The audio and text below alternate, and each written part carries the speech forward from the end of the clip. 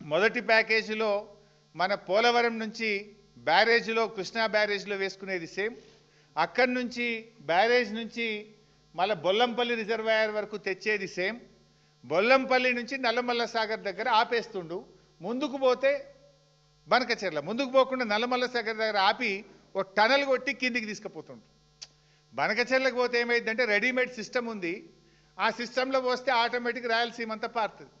ఇప్పుడు ఉపాయం ఏం చేసింది, కృష్ణకు కలిపితే పైన రాష్ట్రాలకు హక్కు దొరుకుతుంది కనుక కలపకుండా మధ్యలోనే ఆపి టనల్ కొట్టి కిందికి కలుపుకుంటుండు, కృష్ణలో కలపకుండా.